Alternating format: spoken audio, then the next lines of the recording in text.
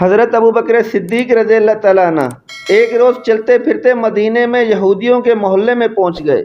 وہاں ایک بڑی تعداد میں یہودی جمع تھے۔ اس روز یہودیوں کا بہت بڑا عالم فنحاس اس اجتماع میں آیا تھا۔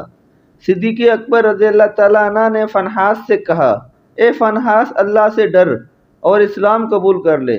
اللہ کی قسم تو خوب جانتا ہے کہ محمد صلی اللہ علیہ وسلم اللہ کے رسول ہیں، وہ اللہ کی طرف سے حق لے کر آئے ہیں، اور تم یہ بات اپنی تورات اور انجیل میں بھی لکھی ہوئی پاتے ہو۔ اس پر فنحاس کہنے لگا، وہ اللہ جو فقیر ہے، بندوں سے قرض مانگتا ہے، اور ہم تو غنی ہیں۔ غرض فنحاس نے یہ جو مذاق کیا تو قرآن کی اس آیت پر اللہ کا مذاق اڑایا۔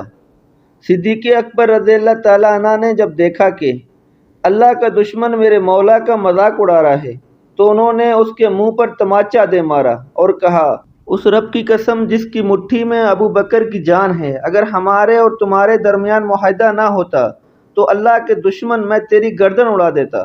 فنحاس دربار رسالت میں آ گیا، اپنا کیس حکمران مدینہ صلی اللہ علیہ وسلم کی خدمت میں لے آیا۔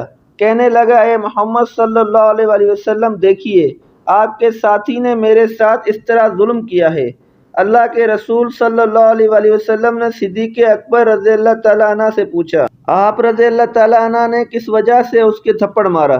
تو صدیق اکبر رضی اللہ تعالیٰ عنہ نے عرض کی، اے اللہ کے رسول صلی اللہ علیہ وسلم، اس اللہ کے دشمن نے بڑا بھاری کلمہ بولا۔ اس نے کہا کہ اللہ فقیر ہے اور ہم لوگ غنی ہیں۔ اس نے یہ کہا اور مجھے اپنے اللہ کے لیے غصہ آ گیا، چنانچہ میں نے اس کا منہ پیٹ ڈالا۔